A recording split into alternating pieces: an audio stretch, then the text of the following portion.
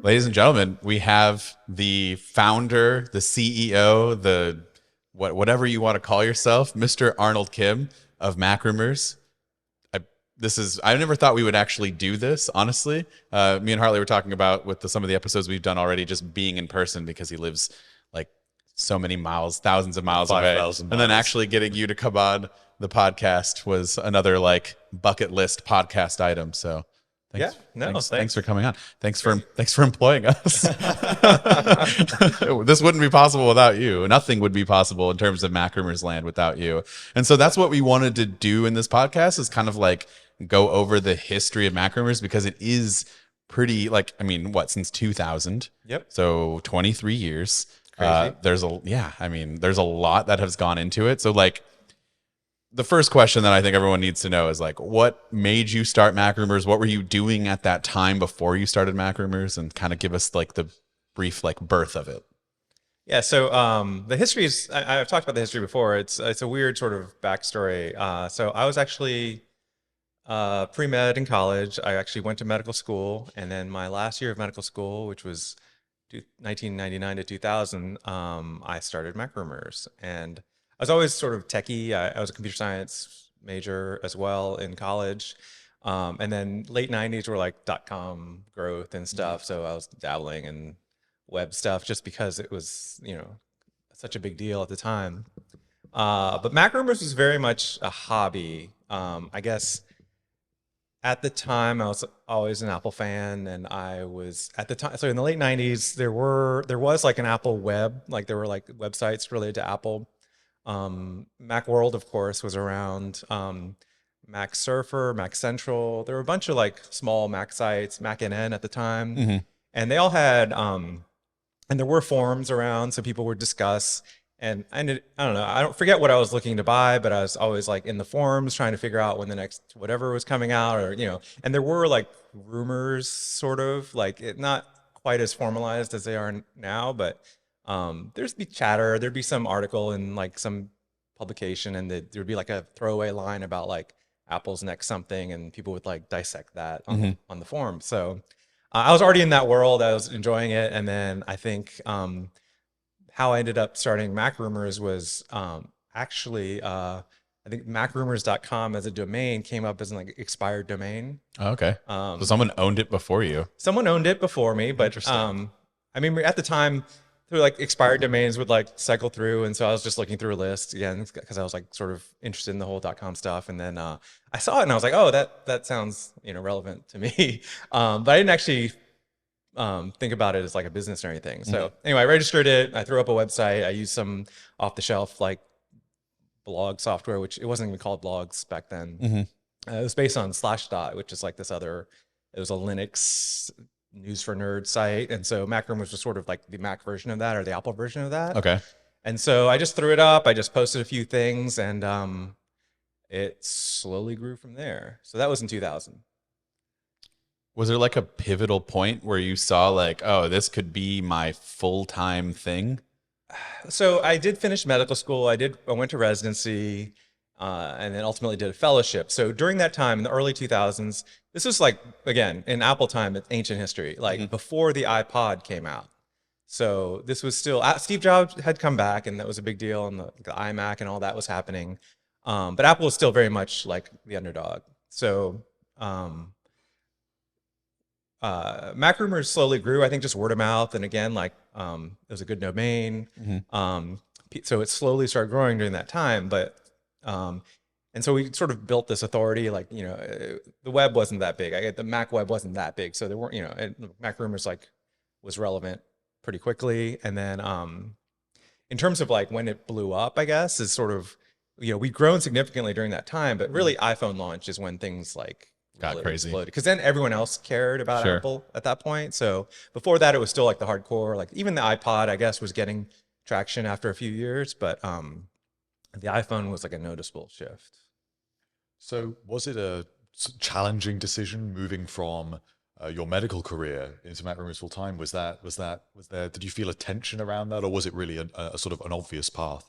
So I always say, I mean, so MacRumors was doing well a few years in, I guess. So in terms of like internet history, like dot-com crash happened in 2000, so like all the ad money went away for a number of years. So around 2004 is when things started picking back up.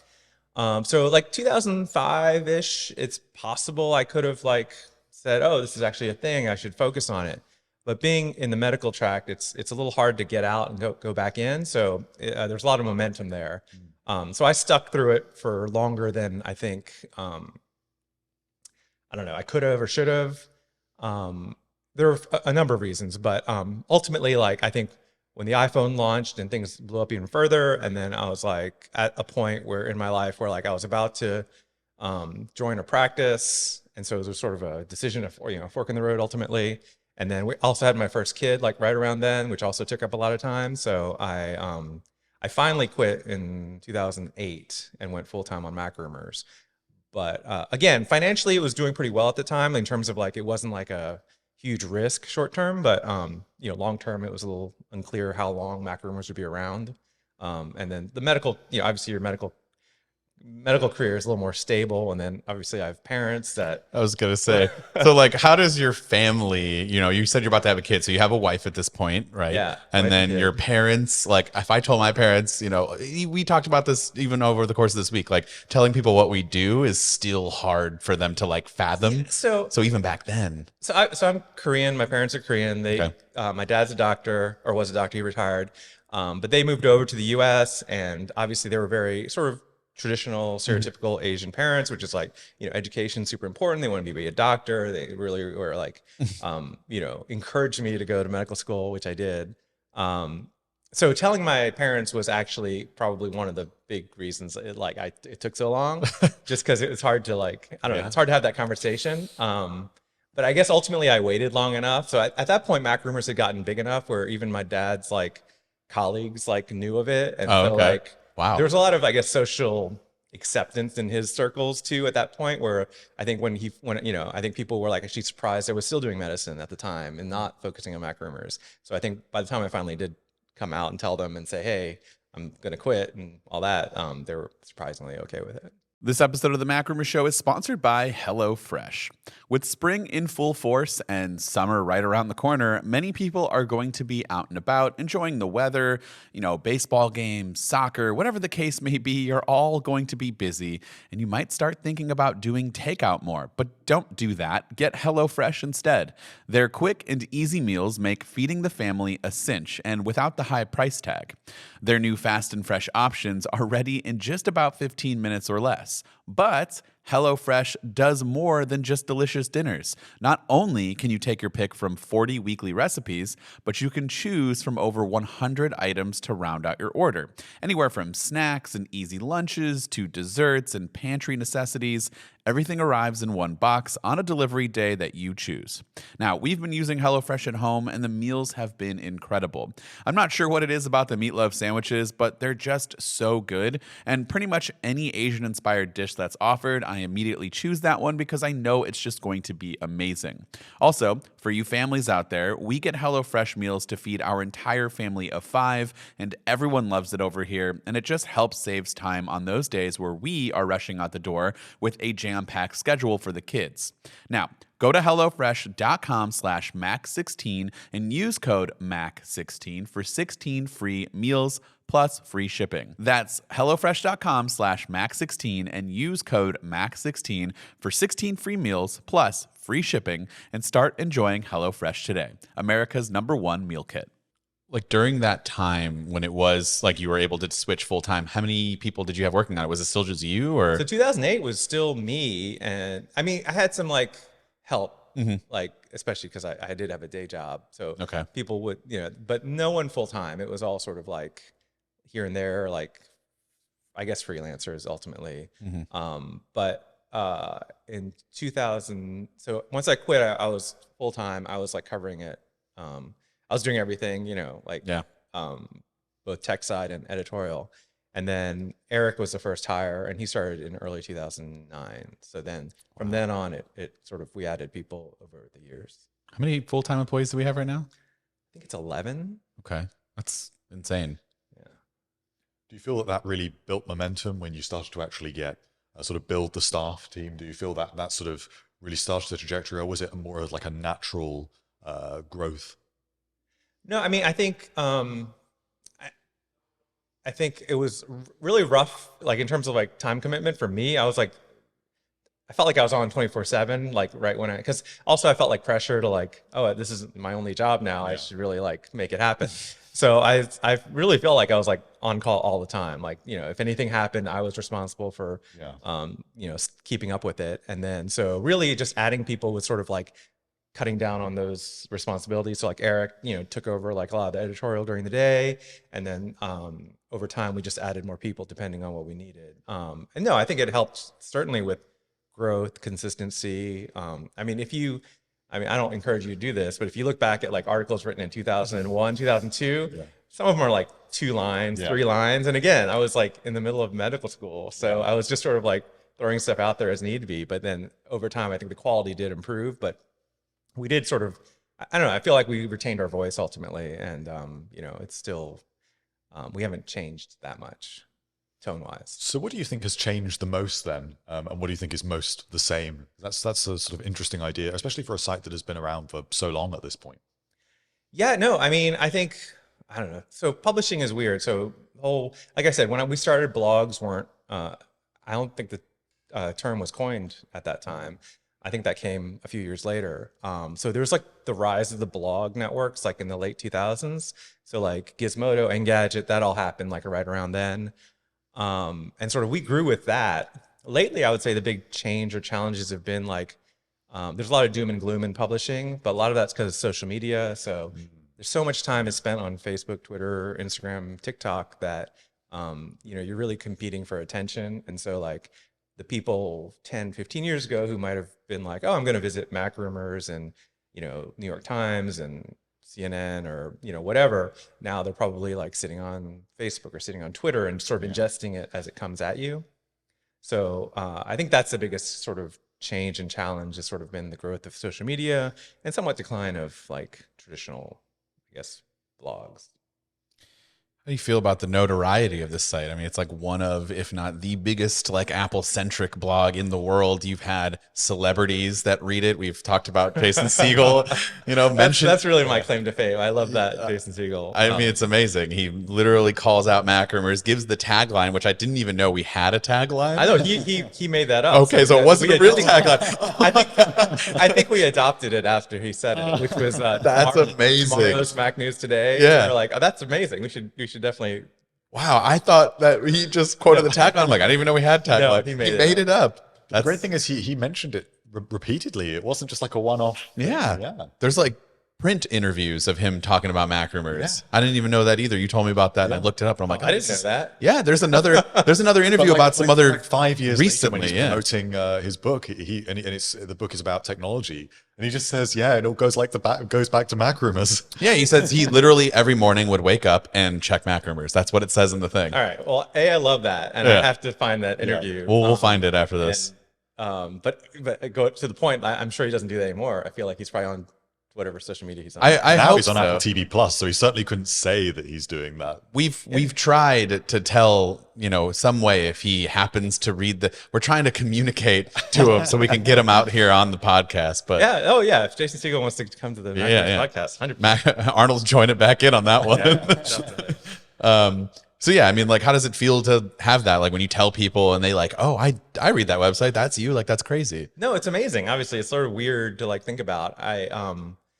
I mean, I don't think it's not quite as mainstream as some things. So I feel like I'm not, it doesn't like, get to my head or anything. Cause like, depending on who you meet and depending on what circles they run, like a lot of people just are like, what's that? And then like, they don't understand. So, it sort of depends. Some people, of course, are very familiar with it. Some people have visiting it for years. I mean, it was part of Hartley's lifestyle before he got hired as well. Yeah. From a young age, I was reading MacRumors. Yeah, no. So like, obviously that's crazy to think about. That like, and like I met someone like not long ago who was younger than MacRumors was. So that was weird, but they were also a fan. You're almost there. You're almost there. You were a Slightly on the other end. you were a wee little lad at that time. Yes, I was. I'm allowed to say these British tropes now after you made me try to impersonate you this week. It was a very good I'm impersonation. not doing an I'd say. impersonation. Not right now. We'll I'm save not that for a bonus episode. Yeah. sometime. So, I mean, kind of piggybacking off of that, like you've had a lot of success. What about challenges? Like what was like one of the biggest challenges that you can recall in terms of like owning a website, primarily set around leaking things that a major company is like doesn't want this info to get out? Yeah, I mean, honestly, I think obviously like legal challenges are always scary. Like Right. Apple's never been that aggressive. We've definitely gotten cease and desist over the years, but they did sue another rumor site, Think Secret. I don't know if you remember that. Yes. Yeah, I've read about that. And they ultimately settled and they shut down. And I feel like there was a little sort of mixed, unclear about what that meant. But any sort of legal stuff stressed me out like terribly. Have we had any legal issues Nothing that we're too allowed to bad, talk about? but, Okay. I mean, nothing like, you know, Nothing scandalous. but certainly Apple's legal is a little intimidating. So Sure. that sort of thing. But, again, ultimately, I think what's interesting is I think after that lawsuit with Think Secret, I feel like Apple just kind of like stepped back and was like, all right, we're just going to, the whole blog world is so weird now. Like back in the day, there were like rumor sites and then there were non-rumor sites and they were very distinct and Apple very much did not like rumor sites. But over the years, everything's blurred now. Like The Verge, New York Times, they publish as many Apple rumors as we do. Well, that's the other thing that like, a relationship with Apple, I don't think it's bad, but it's not like some of the other websites that primarily because of the leaks and rumors, I'm guessing. I think it's a domain name ultimately. I think there's a historic bias. So like MacRumors seems a little more Right. But doesn't that ever frustrate you when you see these other like even creators now, YouTube? I mean, they have people that they work with that report and read our articles in their videos and they're doing the same thing. And yet we're kind of like, we're also benefiting Apple as well. I mean, everything we do helps them in a way. Yeah, Do you I think ultimately, like, I kind of accepted sort of, I think the whole rumor, like, the fact that this was like a very much a fan base, lots of Apple fans just very interested in what Apple's doing. I think us being sort of unofficial probably helped as well, like in terms of like, we weren't beholden to Apple specifically. They couldn't disinvite us from things because we weren't invited. we didn't care. You cannot invite us. We're not going. So ultimately, I think it's sort of part of it. I feel like we had our place in the world, sort of. So what do you think the most satisfying win has been over the years? So there's been some great scoops. Like one that sticks in my mind is uncovering the name of the iPad before it was announced. I think that was from trademark filings. Oh yeah, that's a pretty big one that stands out to me. But is there anything that you recall that was like a really satisfying, exciting win? I mean, so part of it I think is depending on like when I was doing editorial. Obviously, there's like it almost felt like a personal win if you like found something, dug into something, and found something that turned out to be true. And then like last minute rumors. Again, this was like years ago. I remember when the 17-inch MacBook Pro was about to come out, or the MacBook, I guess at the time, and I don't know. We published that like it was right last minute. It was like the night before, but it also at the time seemed so absurd that people were like, anyway.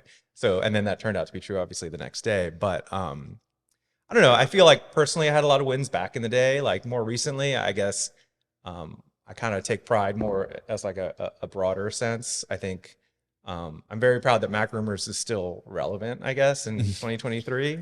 Like I said, the Apple web was there was a lot of small independent Apple sites, Apple blogs back in the day, but there's been a lot of consolidation. Most of them have fallen away or gone out of business.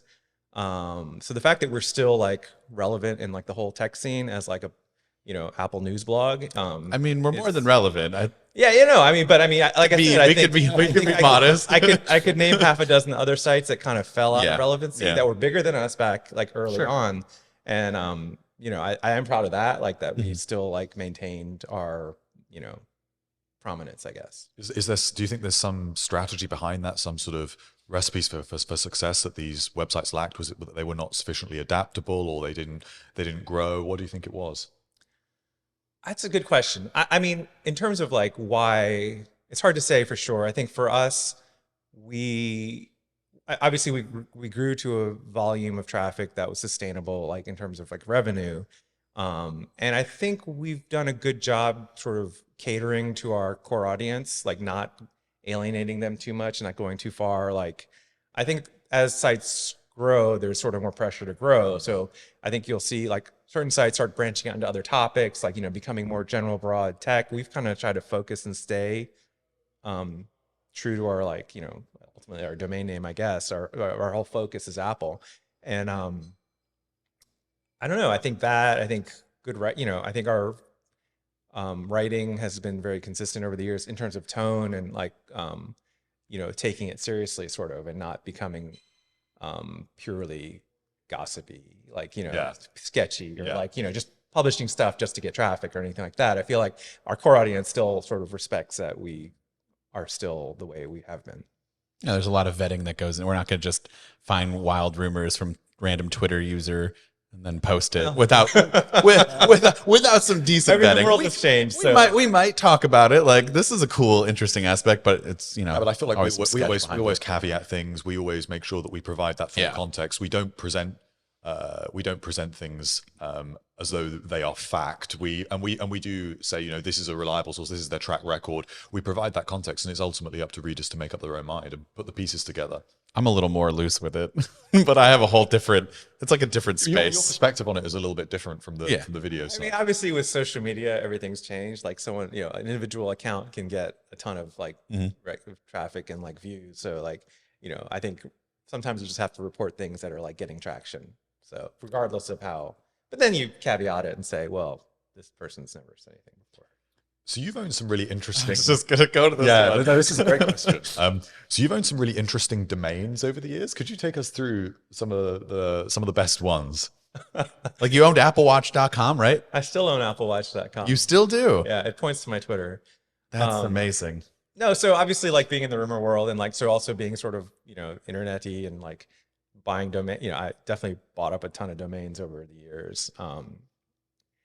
Probably so Apple Watch, I had for years before the Apple Watch came out. And then right before the MacBook Air came out, I ended up registering MacBookAir.com because it was like sort of like this leak rumor that was going to be the domain.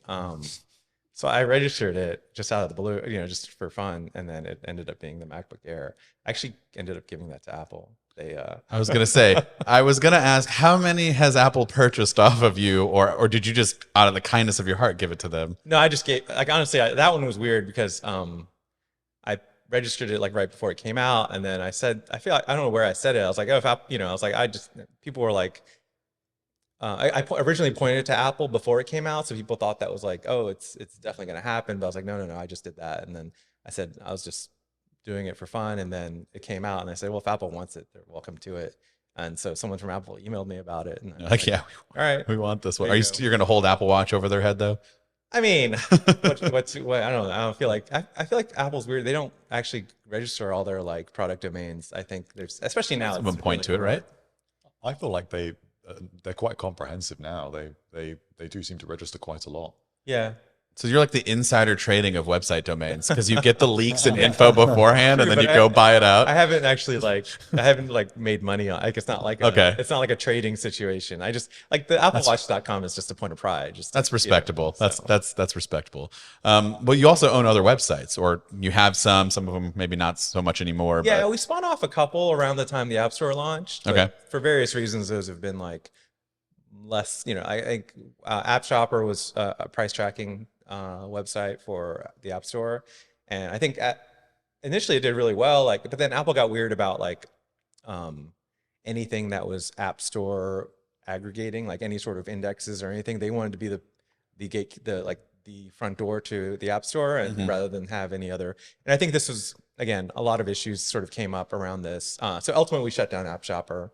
Touch Arcade still is running, but again, there were some specific challenges, I think, not necessarily Apple related, but some Apple related. But I think the free-to-play, rise of free-to-play really sort of eliminated a big need for a lot of like review sites, like at least compared to like console games and stuff.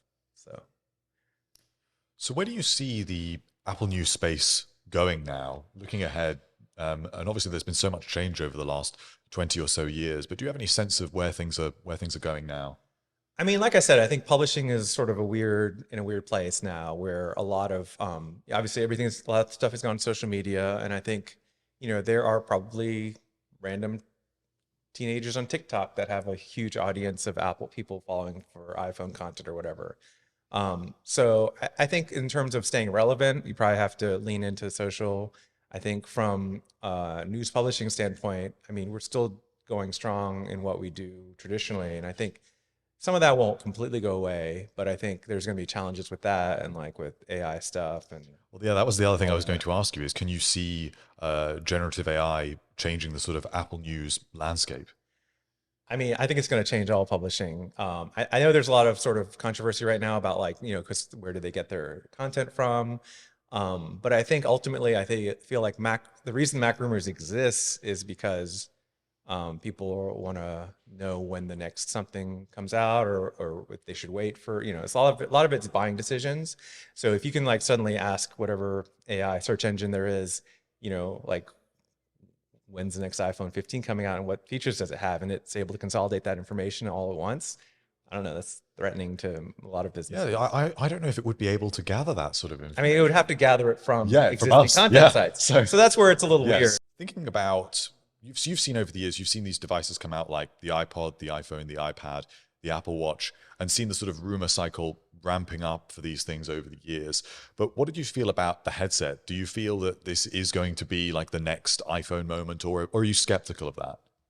Well, what's interesting is that the iPhone moment hasn't really been replicated, because so iPhone was like massive in terms of new platform, new everything, changed the whole ecosystem, and then since then the iPhone still remains like the most everything, the product that people are most interested in. I mean, despite the iPad did really well overall, but people don't care as much. And same with Apple Watch. I guess it's a bit more of an appliance. It's been a slow burn, Apple Watch. Yeah. I think. AirPods, I think, have probably been like one of the most successful products. Yeah. But again, you're not really looking for AirPods content generally, because except if one of your AirPods stops working. Yeah, I know that quite a bit. That's one of our best videos. How to fix your AirPods. Yeah. But the headset's interesting in that it just doesn't seem like it's going to be mainstream for the mainstream audience at the beginning. So it's hard to know what that means in terms of like interest and like what people can do with it. And even if it is interesting, if it's out of the price range of the average consumer, then I don't know how interesting it can be.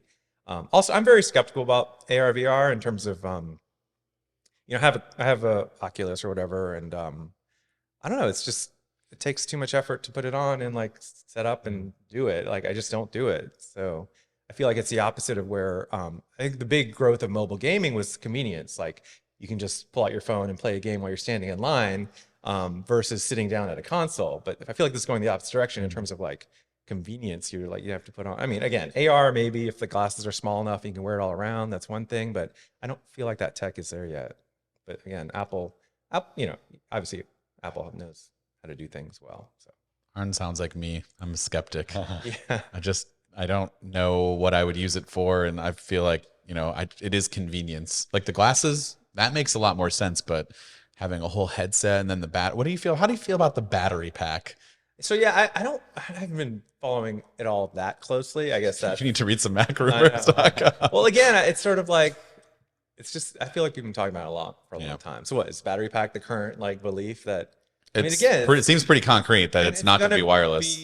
But it's going to also be a high-end device, right? Like, not like for, I don't know, Like $3,000. yeah. Ish. So I don't know what that means. Like, Well, so it's like a who's cord that like attaches and you wear it around your waist for the battery pack. yeah. I mean, so I don't know. I mean, it sounds.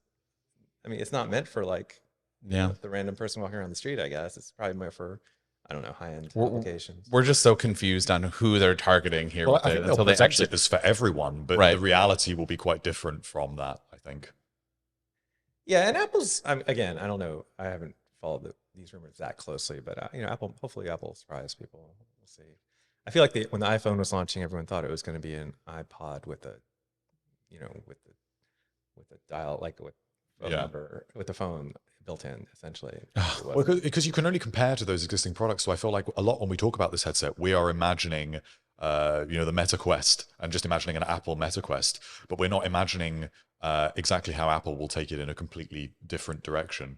And that's the other thing that's interesting with rumors as well, is just trying to piece that together and get a sense of it ahead of time. I feel like is Yeah, no, and I think that's especially with, so I think from a rumor perspective, I think generally Apple, and I know I'm going to sound biased, but generally rumors are pretty accurate. Like as we lead into product launches, there's always a few stragglers that are wrong or really wrong, but mostly I feel like when the keynote happens, everyone's like, okay, that's what I expected, and there might be a surprise here or there, but generally it's well known. But the reason the iPhone didn't leak was because it was announced 6 months before it was released.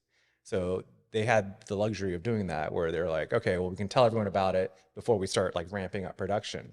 So same with the headset, this is their opportunity to like surprise you, because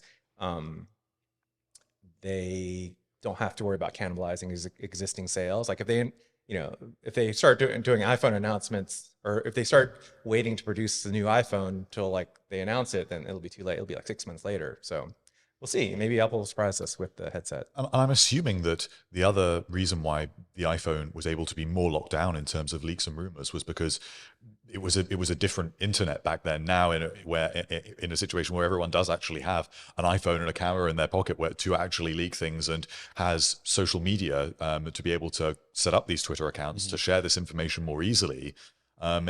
It's a little bit of a sort of a different environment for this stuff. It makes leaking stuff so much easier and more accessible. It's possible, maybe. I mean, I'm not sure if I believe that. I feel like, because again, like I feel like during iPhone launch, the rumors were crazy. It was like a lot of talk, a lot of buzz on the internet, even before the release of the iPhone. But I do think what's different also is that Apple's such a huge company now. Like before the iPhone, I mean, Apple's always been a big company, but I feel like before iPhone, it was sort of like people looked at it as like, oh, those are like the Mac users. It's like a small niche of computer users. Whereas now Apple's such like a monster company that everyone, there's no way like someone hears something about Apple and it's like, oh, is anyone going to be interested in this? Like obviously. So. We've said that a few times. I'm like, does anyone really care about this? But you're right. Lots of people will care. Circling back on something, did we talk about what our biggest rumor miss was? Maybe back more when you were doing a lot of the bulk of the writing. Like, was there something you were so dead set on, like, this is happening, we've got sources, we got good info, and then that we predicted it didn't happen? And it didn't happen. Or we can go another way, in like you didn't report, like you didn't believe that it was going to be real, or like you didn't believe your sources and it ended up being real, and another website maybe took that scoop from you. I mean, so what comes to mind, so in terms of like things that didn't come true, it was most of it was probably related to the first iPhone. Again, everyone sort of rumors. I think even we reported some original stuff that was related to like essentially an iPod with phone capabilities. Okay. Like that's what everyone was expecting, and that's sort of what everyone was reporting. So that was a big surprise from Apple in terms of like how amazingly, like such a big jump on the iPhone, the original iPhone. In terms of like things that we missed, I mean, this one comes to mind not because we had the opportunity, but because it was such a huge leak, was the iPhone 4. Gizmodo had stolen or lost iPhone 4. Yeah. Like, and they paid money for it, which was questionable. Mm-hmm. We weren't off, like, it's not like someone said, hey, I have this, and, would MacRumors be interested? We didn't get the opportunity, but I remember thinking how insane that whole situation was. Like the phone's it seems like a soap opera, like there's so many moving parts. So someone lost the phone, someone found the phone, someone sold it to a gadget site, and then they had all these photos, like insane. Like anyway. Yeah, I won't ask you what you would do in that situation. That's a whole. I don't think we would have. I don't think we would have. I don't think so. I mean, there's just something questionable about that whole. It was too much. It was too much. And then I know Apple, like, I think Steve Jobs specifically was very angry with Gizmodo for a long time after that. I don't think they've ever been added to anything, right? Or they started. They've changed. I mean, they've changed ownership now. So okay, so who knows? Do you have any questions for us as your employees? I throw in a curveball. Or just how we are feeling and working. I don't know. I mean, I guess I feel like I know. I don't think I have any questions that are going to surprise me so much. I guess. Yeah, it's interesting, like that you grew up with MacRumors, I guess, is sort of, I hadn't really talked to you about that. Yeah, so Your thoughts on that? yeah, so that's it's a very surreal experience for me. So I was born in 1999, so just before the website Just under the, launched. yeah. And then I got into Apple Rumors around 2011 time, when it was the iPhone 5 and all the talk of a bigger display. And I had an iPod Touch, and I was sort of really interested in sort of, that would be my first iPhone. And yeah, How old so were you then? so I would have been about 12. 12, yeah.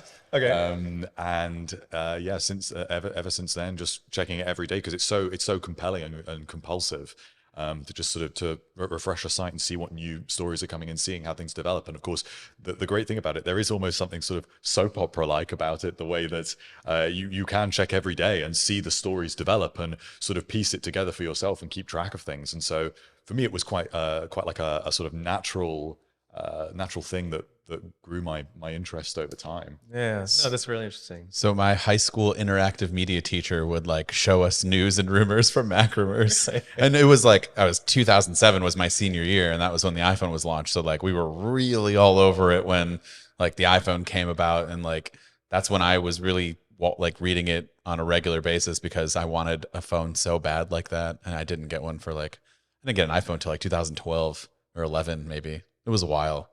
But yeah, I mean, we were being shown this in schools, so imagine how widespread MacRumors really is. People are learning about it in class. I always find the surprising thing is just actually how widespread it is. Going back to something we were saying earlier, I feel like you either know it and get it completely, or you have no idea what it is. And it's a great thing. Like I was at a wedding a few weeks ago, and so everyone sort of says to you, "Oh, you know, what do you do? What do you do? What do you?"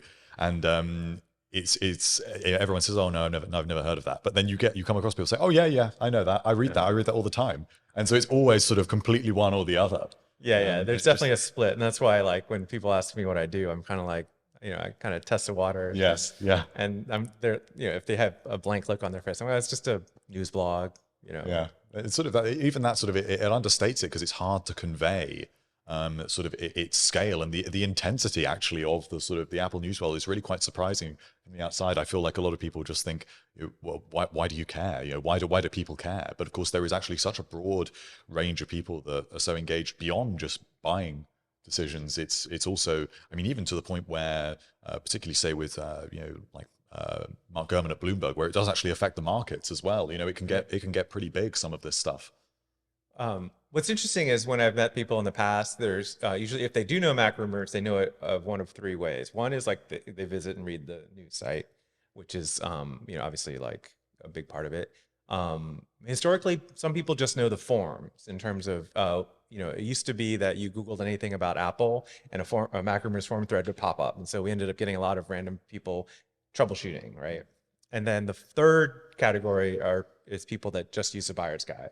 And they're like, oh yeah, I go to the buyer's guide, once a year or whatever, like whenever I'm looking to buy something, but they don't visit otherwise regularly. So it's an interesting split.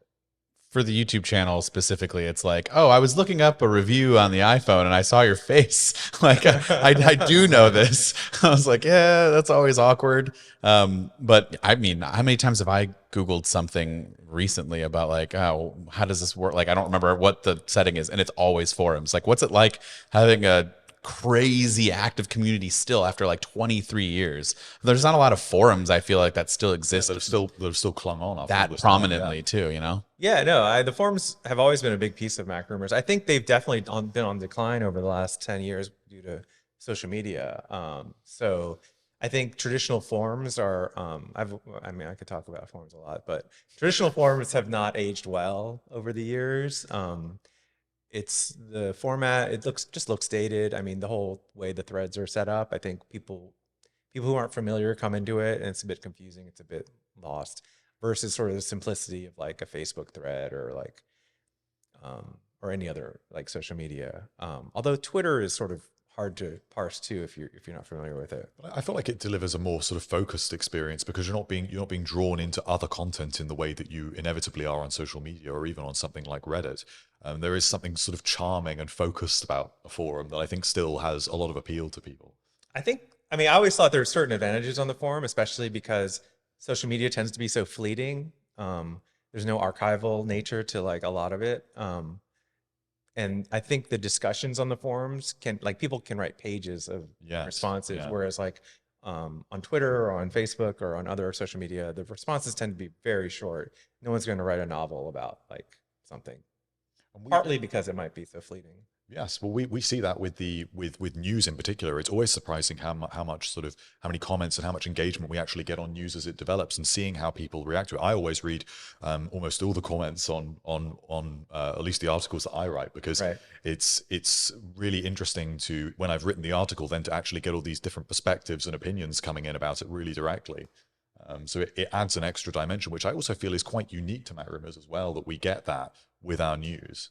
Yeah, I think from a news or blog perspective, I think our hybrid forum comment system has been an asset in that. You're right. I think the discussions can get deeper. They can get heated too, but I think the trend over the years has been to eliminate comment sections because they can get so difficult to manage. But I think we've retained that, and that's been a big part of the identity. It's like people people love to complain, of course. I mean, famously, the original iPod thread is you can still find it. Yeah, that's great. How many comments are on that?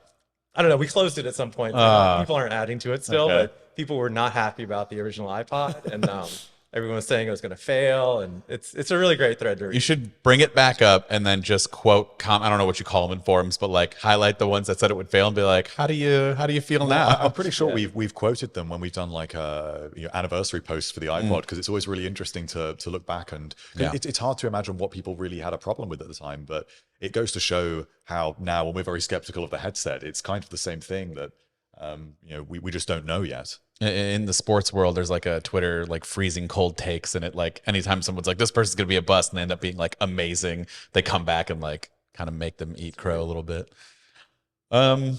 Yeah, that's pretty much all I have. I think this was honestly so enlightening for people who are, hardcore fans, even just those who have come to the site a few times, listen to the podcast, and don't really know. Like, I learned stuff that was new today, and just like, it's cool to have these conversations. So if this wasn't so painful, you should definitely come on again, maybe after the headset or something, and something big. We can talk about your thoughts.